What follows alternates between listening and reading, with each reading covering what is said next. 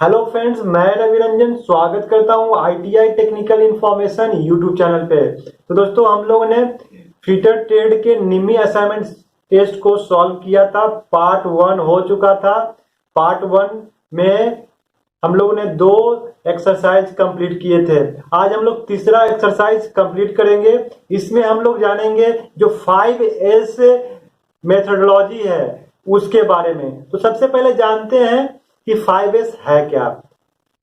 तो 5S एक methodology है, एक सिद्धांत है, एक मेथड है जो जापान के तरफ से इन्वेंट किया गया था।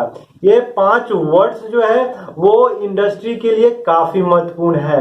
तो चलिए शुरू करते हैं। इससे पहले यदि आप आईटीआई टेक्निकल इंफॉर्मेशन पे पहली बार आ रहे हैं तो चैनल को सब्सक्राइब कर दीजिए, बेल आइकन को भी दबा दीजिए ताकि आपको इस प्रकार के इंफॉर्मेशन और नोटिफिकेशन मिलता रहे। तो दोस्तों चलिए शुरू करते हैं।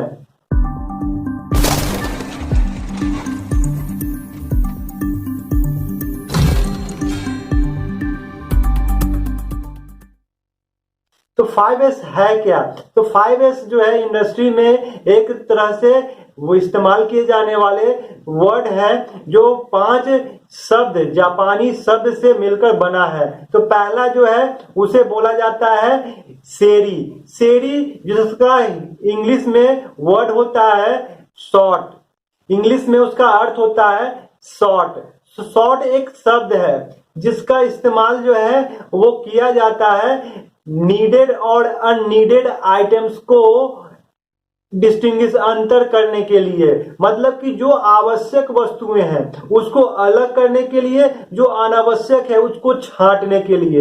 ये एक शॉर्ट तरीका अपनाया गया है जिसमें जापानीज वर्ड जो है वो सेरी का इस्तेमाल किया जाता है और इसका इंग्लिश वर्ड होता है शॉर्ट। तो शॉर्ट में क्या किया जाता है कि जो आवश्यक वस्तु है उसको अलग, मतलब को एक जगह करने के लिए, और जो अनावश्यक है, जो वेस्ट है, उसको अलग करने के लिए। तो ये काफी इंपॉर्टेंट शॉर्ट ये यूज होता है इंडस्ट्री में। तो सेकंड है सेशन। सेशन का अर्थ होता है सेट या सेट इन ऑर्डर। तो ये जो सेशन जो वर्ड है वो जापानीज वर्ड है जिसका इंग्लिश वर्ड होता है सेट या सेट इन ऑर्डर। तो सेट का इस्तेमाल किया जाता है इसलिए कि जब आप कहीं पे काम कर रहे हैं तो टूल्स वगैरह जो होते हैं वो इधर उधर ना रखें, यानी कि उसको सेट इन ऑर्डर में। जैसे इमेज में देख रहे हैं कि ये जो टूल्स हैं वो बिल्कुल एक ऑर्डर में रखा हुआ है। तो जब जिस टूल्स की आवश्यकता होगी वो टूल्स आप इस्तेमाल कर सकते हैं और फिर वहीं पे लाकर रख दें। तो ये सेट इन ऑर्डर और सेशन जिसका इस्तेमाल कंपनीज और इंडस्ट्रीज में किया जाता है। जैसे आप मॉल वगैरह में भी जाते होंगे तो देखते होंगे कि जो आइटम्स हैं, जो वस्तु है, उसको बिल्कुल एक सेट में रखा जाता है, एक जगह रख दिया जाता है ताकि उसको क्या ढूंढने में आसानी हो, उसको यूज कर सके। तो इस तरह से सेट और सेशन का इस्तेमाल किया जाता है। सेशन जो है एक जापानीज वर्ड है जिसका इंग्लिश वर्ड होता है वो होता है सेट या सेट इन ऑर्डर। थर्ड जो है दोस्तों उसको बोला जाता है सीसो। सीसो का इंग्लिश वर्ड है साइन। सीसो एक जापानीज वर्ड है जिसका इंग्लिश में कन्वर्ट किया गया है साइन। साइन का मतलब होता है चमकना। कहीं कहीं आप इसको क्लीन भी देख सकते हैं। साइन का मतलब या क्लीन हो सकता है, कहीं स्वीप लिखा जाता है। तो साइन का मतलब वही है कि जहां पे आप काम कर रहे हो, जिस इंडस्ट्री में काम कर रहे हो, जिस वर्कशॉप में काम कर रहे हो, जिस कंपनीज में काम कर रहे हो, तो वहां पे साइन यानी कि उसका साफ सफाई, वहां के फ्लोर, वहां के टूल्स, वहां के मशीन, सबको क्या करना है, साफ रखना है। ऐसा रखना है कि वो हमेशा दिखे कि वो बिल्कुल न्यू कंडीशन में है। तो वो शीशों का इस्तेमाल किया जाता है साइन के रूप में, यानी कि चमकने के रूप में, वहां पे बिल्कुल साफ सफाई हो। जैसे आप देखते होंगे कि जो मॉल्स वगैरह होते हैं, जो बड़े बड़े कंपनी होते हैं, वहां पे साफ सफाई का पूरा ध्यान रखता है। क्यों? क्योंकि या फिर मेटल जो है आप काम कर रहे हो तो वो जो स्क्रैप है उसको साफ रखें, जो ऑयल गिर गया उसको वाइप कर दीजिए, सफाई कर दीजिए। तो वो इसलिए किया जाता है ताकि वो बिल्कुल साफ है और स्वच्छ दिखे। अगला है चौथा नंबर है जिसको बोला जाता है सीक्रेट इशू। सीक्रेट इशू मतलब होता क्या है, स्टैंडर्डाइज, मतलब कि आपने पहले स्टेज, दूसरे स्टेज और तीसरे स्टेज जिसमें आपको उसको पूरे प्रोसेस को फॉलो किए, तो वो एक स्टैंडर्डाइज है, यानी कि एक मानकीकरण है, एक स्टैंडर्ड है कि आपने सारे प्रोसेस को स्टेप बाय स्टेप क्लियर किया है और उसको फॉलो किया है, तो ये एक स्टैंडर्डाइज है। पांचवा जो है उसको बोला जाता है सिट सूके। सिट सूके का मतलब होता है सस्टेन, यानी कि मेंटेन, यानी कि जो आप काम कर रहे हैं उसको आप मेंटेन करें, यानी कि जो भी 4 प्रोसेस दिया गया उसको आप लगातार मेंटेनेंस करते रहें, ताकि जो है इंडस्ट्री में उसका प्रोडक्शन भी बढ़े और जो भी रूल रेगुलेशन है उसको फॉलो करते रहें। तो ये मेन 5 प्रिंसिपल्स हैं 5S के, जो इंडस्ट्रीज में, कंपनीज में, वर्कशॉप में अप्लाई किया जाता है। अब जानते हैं कि 5S के बेनिफिट भी हैं। तो 5S के क्या बेनिफिट हैं? तो 5S के पहला बेनिफिट ये है कि इंक्रीज इन प्रोडक्टिविटी। वो 5S को आप जब रेगुलेट करते हो, आप उसको फॉलो करते हो, तो आपके प्रोडक्शन में, आपके उत्पादन में वृद्धि होती है, तो आप जो है प्रोडक्ट जो है अधिक मात्रा में उत्पादन कर सकते हैं। दूसरा फायदा है कि इंक्रीज इन क्वालिटी। जब आप 5S प्रिंसिपल को, मेथोडोलॉजी को फॉलो करेंगे, तो आपके जो प्रोडक्ट है उसकी गुणवत्ता भी अच्छी होगी, क्वालिटी भी अच्छी होगी, तो वह उसका डिमांड भी बढ़ेगा। जब क्वालिटी अच्छी होती है तो सबकी डिमांड बढ़ती है। थर्ड है वो बेनिफिट कि जब प्रोडक्ट अच्छा है, उत्पाद मास प्रोडक्शन में आप उत्पादन भी कर रहे हैं, तो अब आपका तीसरा बेनिफिट होगा कि रिडक्शन इन कॉस्ट, यानी कि डिक्रीज इन कॉस्ट। जो वस्तु की, प्रोडक्ट की जो कीमत है उसकी में कमी आएगी। तो ये मेन एडवांटेज है, बेनिफिट है 5S के प्रिंसिपल के। तो आपको ये टॉपिक जो है 5S जो है समझ में आया होगा। फर्स्ट है सेरी, जिसे शॉर्ट कहा जाता है। सेकंड है सेशन, जिसे सेट या सेट इन ऑर्डर कहा जाता है। थर्ड है सीसो, जिसको साइन या क्लीन या स्वीप कहा जाता है। और चौथा है सीकेटेसु। सीकेटेसु का अर्थ होता है स्टैंडर्डाइज, यानी कि एक मानकीकरण। पांचवा है सिट सुके, जिसका अर्थ होता है सस्टेन या मेंटेन। तो ये 5 प्रिंसिपल है 5S के। तो चलिए अब इस पे हम लोग क्या करेंगे, कुछ ऑब्जेक्टिव क्वेश्चन सॉल्व करेंगे। तो चलिए शुरू करते हैं। 1.1.04। तो आज का पहला प्रश्न है, what is the benefit of 5S? 5S के लाभ क्या है? तो 5S के बहुत सारे लाभ हैं, तो मैंने 3 महत्वपूर्ण लाभ बताया था। तो अकॉर्डिंग टू ऑप्शन देखिए, इंक्रीज इन वेज, वेतन में वृद्धि, डिक्रीज इन प्रोडक्टिविटी, उत्पादकता में कमी, इंक्रीज इन प्रोडक्टिविटी, उत्पादकता में वृद्धि, या फिर इंक्रीज इन मेंटेनेंस कॉस्ट, रख रखाव की लागत में वृद्धि। तो 5S के जो बेनिफिट्स है वो है इंक्रीज इन प्रोडक्टिविटी, उत्पादकता में वृद्धि। तो ऑप्शन सी इसका बिल्कुल करेक्ट होगा। दूसरा एडवांटेज था, बेनिफिट था, वो था इंक्रीज इन क्वालिटी, गुणवत्ता में वृद्धि। और तीसरा था डिक्रीज इन कॉस्ट, लागत में कमी। ये जो है 3 महत्वपूर्ण बेनिफिट थे 5S के। चलिए अगले प्रश्न पे। व्हाट सेरी stand for in the 5S Japanese methodology? 5S जापानी पद्धति में सेरी का क्या अर्थ होता है? तो मैंने बताया था कि जापानीज जो मेथोडोलॉजी है इसमें 5S का इस्तेमाल किया जाता है। तो इसमें पहला है सेरी। तो सेरी का इस्तेमाल जो है उसका अर्थ क्या होता है? क्या सेट या फिर शॉर्ट या फिर साइन या स्टैंडर्डाइज? तो सेरी का जो अर्थ होता है वो होता है शॉर्ट। तो शॉर्ट, तो इसका करेक्ट आंसर होगा ऑप्शन बी, शॉर्ट। तो शॉर्ट होता क्या है कि अनावश्यक रूप से आवश्यक वस्तुओं को स्पष्ट रूप से भेद करें, यानी कि कौन सा वस्तु जो है वो अनावश्यक है और कौन सा वस्तु जो है वो आवश्यक है। और उसके बाद जो वस्तु बचा है, जो अनावश्यक वस्तु है, उसको खत्म कर दें, यानी कि उसको हटा दें। तो जो आवश्यक वस्तु है उसको ही आप स्थान प्रदान करें। तो ये सेरी शॉर्ट का मतलब हुआ। चलिए अगले प्रश्न पे। What session stand for in 5S Japanese methodology for workplace organization? कार्यस्थल संगठन के लिए 5S पद्धति में सेशन का क्या अर्थ है? तो सेशन जो है जापानीज टेक्नोलॉजी या मेथोडोलॉजी का 5 टर्म्स है, जिसमें सेशन का क्या अर्थ है? क्या सेट या फिर शॉर्ट या साइन या फिर standardise?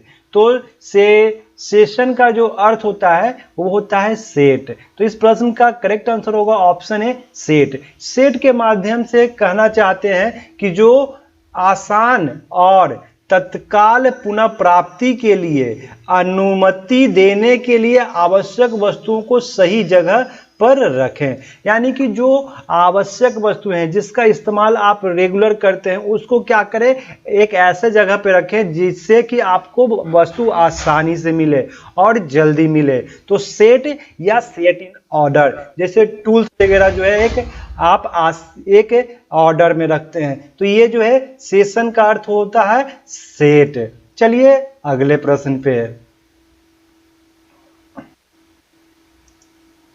What CISO stand for in 5S Japanese methodology for workplace organization? कार्यस्थल संगठन के लिए 5S जापानी पद्धति में CSO का क्या अर्थ है? तो तीसरा टर्म्स था जो था वो CSO। तो CSO का क्या अर्थ होता है? क्या सेट, शॉर्ट, साइन या फिर स्टैंडर्डाइज?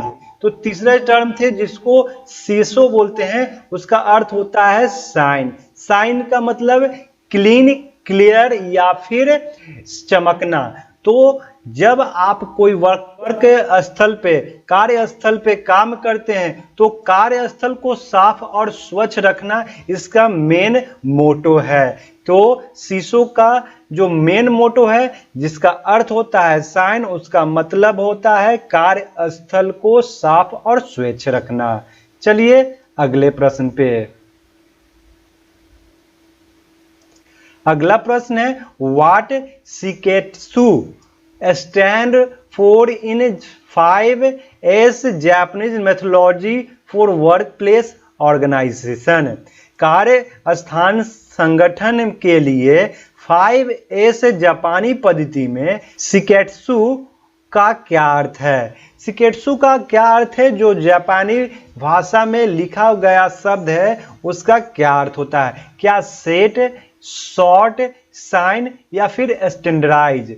शिकेत्सु का जो अर्थ होता है वो है स्टैंडर्डाइज। तो ऑप्शन डी इसका करेक्ट होगा, स्टैंडर्डाइज। वह विधि जिसके द्वारा क्रमबद्ध, सीधा और चमक को रखने योग्य बनाया जाता है। मतलब कि जो पहला स्टेप, दूसरा स्टेप और तीसरे स्टेप को इसमें फॉलो किया जाता है। यहाँ पे इसको एक तरह से स्टैंडर्डाइज किया जाता है, मानकीकरण किया जाता है कि ये जो तीनों रूल्स है, मेथोडोलॉजी है, उसको आप पालन करें। तो ये तीनों यहाँ पे क्रमबद्ध किया जाता है। तो चलिए अगले प्रश्न पे। What the term used to distinguish the needed item for unneeded items and eliminate in 5S concept? कहा गया है कि अनावश्यक वस्तुओं से आवश्यक वस्तुओं को अलग करने और 5S अवधारणा में समाप्त करने के लिए किस शब्द का प्रयोग किया जाता है? तो प्रश्न में कहा गया है कि जो अनावश्यक वस्तु है उसको समाप्त करना है और जो आवश्यक वस्तु है उसको रखना है। तो इसमें किसका कहा गया था? क्या सेट, शॉर्ट, साइन या फिर स्टैंडर्डाइज? तो इस प्रश्न का करेक्ट आंसर होगा ये शॉर्ट। तो ऑप्शन बी इसका करेक्ट होगा। चलिए अगले प्रश्न पे। What terms is used to keep needed item in the correct place to allow for easy and immediate retrieval in 5S concept? 5S अवधारणा में आसान और तत्काल पुनः प्राप्ति के लिए अनुमति देने के लिए आवश्यक वस्तु को सही जगह पर रखने के लिए किस शब्द का प्रयोग किया जाता है? तो कहा गया है कि ये जो टर्म है 5S, जिसमें कोई वस्तु है उसको आप बहुत आसानी से रखें और उसका जो कि ऐसे जगह पे रखें जिससे कि आप वो तत्काल प्राप्त कर सकें, तो इसके लिए सही जगह रखने के लिए किस शब्द का प्रयोग किया जाता है? क्या सेट का, या फिर सॉर्ट का, साइन का, या फिर स्टैंडर्डाइज का? तो सेट इन ऑर्डर या फिर सेट का इस्तेमाल किया जाता है जहां पे कोई वस्तु को उसके ऑर्डर पे रखा जाता है। तो इसका करेक्ट आंसर होगा ऑप्शन ए। चलिए अगले प्रश्न पे। What term is used to keep the workplace neat and clean in 5S concept? 5S अवधारणा में कार्यस्थल को साफ और स्पष्ट रखने के लिए किस शब्द का प्रयोग किया जाता है? तो आप देख सकते हैं कि कार्यस्थल को क्या करना है? नीट और क्लीन करना है, साफ और स्पष्ट करना है कि वो दिखने में नया जैसा लगे। तो उसके लिए कौन सा टर्म इस्तेमाल करेंगे? क्या सेट का इस्तेमाल करेंगे, शॉर्ट का, साइन का, या फिर स्टैंडर्डाइज का? तो बताया कि जो साफ और स्पष्ट के लिए साइन का इस्तेमाल करते हैं। साइन का मतलब शीशो, शीशो जो है वो साइन को दर्शाता है। चलिए अगले प्रश्न पे। What is the colour code of beans for paper wastage? Paper कचरे के लिए डब्बे का रंग कोड क्या है? तो पेपर, कई इंडस्ट्री में कई तरह के जो स्क्रैप होते हैं यानी कि वेस्ट मटेरियल होते हैं। तो जैसे कि पेपर है, तो पेपर को किस कलर के कचरे वाले डब्बे में रखेंगे? क्या ब्लू में, या फिर येलो कलर वाले में, या रेड, या फिर ग्रीन? तो पेपर को रखेंगे ब्लू कलर के डब्बे वाले कोड में। तो ऑप्शन ए इसका करेक्ट होगा। येलो जो है उसमें क्या रखेंगे? तो येलो में प्लास्टिक रखा जाएगा। वहीं रेड में जो है वो मेटल रखे जाएंगे, और ग्रीन कलर वाले जो कलर के डस्टबिन है वो उसमें ग्लासेज रखेंगे जाएंगे, यानी कि शीशा रखा जाएगा। चलिए अगले प्रश्न पे। प्रश्न जो है, What is the color code of bins for plastic wastage? Plastic के कचरे के लिए डब्बे का रंग कोड क्या है? तो प्लास्टिक के वेस्ट मटेरियल है, तो उसके लिए किस कलर के कलर कोड में कचरे रखे जाएंगे? क्या ब्लू कलर, ब्लैक, येलो, या फिर ब्लू, स्काई ब्लू? तो प्लास्टिक के लिए बताएं येलो कलर, और वहीं ब्लैक कलर जो है उसमें फूड, जो वेस्ट फूड होते हैं वो रखाए जाएंगे, और ब्लू कलर में पेपर रखे जाएंगे। इसी तरह के कचरे हैं उसको ब्लू कलर वाले में रखेंगे, स्काई ब्लू वाले कलर में। चलिए अगले प्रश्न पे। What is the colour code of beans for metal wastage? धातु अपव्यय के लिए डब्बे का रंग कोड क्या है? तो जो मेटल के बचे हुए वेस्ट मटेरियल हैं, चाहे स्क्रैप हो या और भी मेटल के बचे हुए मटेरियल्स हो, तो उसको किस कलर वाले बिन्स में रखेंगे? क्या ब्लैक कलर, या फिर रेड, या ग्रीन, ब्लू, या फिर ग्रीन? तो मेटल चिप्स को, मेटल से बने हुए जो वेस्ट मटेरियल है उसको रखेंगे रेड कलर के बिन्स में। चलिए अगले प्रश्न पे। What is the color code of bins for glass wastage? Glass अवयव के लिए डब्बे का रंग कोड क्या है? के लिए बिन्स है वो क्या स्काई ब्लू, या फिर ग्रीन, येलो, या फिर ब्लैक? तो ग्लासेज के लिए जो बिन्स का इस्तेमाल किया जाता है वो है ग्रीन कलर, यानी कि हरे रंग के जो डब्बे है, कचरे के डब्बे, उसमें शीशे रखे जाएंगे। अगला प्रश्न है, what is the colour code of beans food wastage. खाद्य अवयव के लिए डब्बे का रंग कोड क्या है? तो यानी कि जो फूड वेस्ट मटेरियल है उसको किस प्रकार के डब्बे में रखेंगे? तो फूड वेस्ट मटेरियल को ब्लैक कलर के डब्बे में रखेंगे। चलिए अगले प्रश्न पे। अगला प्रश्न है what is the colour code of beans for other wastage? यानी कि जो इन सब के अलावे चाहे वो फूड हो, पेपर हो, ग्लास हो, मेटल हो, प्लास्टिक है, उन सब के अलावे जो वेस्ट मटेरियल होंगे उसको दूसरे अवयव के डब्बे के लिए किस कलर कोड का प्रयोग करेंगे? तो उसके लिए स्काई ब्लू कलर का जो बीन्स होता है उसमें रखेंगे। तो काफी महत्वपूर्ण प्रश्न है। तो आइए एक बार फिर से रिवाइज कर लेते हैं कि जो ब्लैक कलर है उसमें फूड रखेंगे, येलो कलर वाले में प्लास्टिक रखेंगे, ग्रीन कलर वाले में ग्लासेज रखेंगे, ब्लू कलर में पेपर वेस्ट रखेंगे और लास्ट में फूड जो है वो ब्लैक कलर के बीन्स में रखे जाएंगे। तो ये काफी महत्वपूर्ण चैप्टर है जिससे प्रश्न पूछे जाते हैं। कैसा लगा कमेंट करके बताएं और आपसे एक नम्र निवेदन है कि वीडियो को लाइक और शेयर कर दीजिए और अभी तक चैनल पे सब्सक्राइब नहीं किए हैं तो सब्सक्राइब कर दीजिए ताकि आपको इस प्रकार के इंफॉर्मेशन और नोटिफिकेशन मिल जाए। तो दोस्तों इसका पीडीएफ जो है वो ITI technical information Telegram group पे मिल जाएगा। आप लोग टेलीग्राम ग्रुप ज्वाइन कर ले क्योंकि डिस्क्रिप्शन में इसका लिंक भी दे दिया जाएगा। तो चलिए फिर मिलते हैं इसी तरह के नए और इनोवेटिव वीडियो के साथ। तब तक के लिए जय हिंद।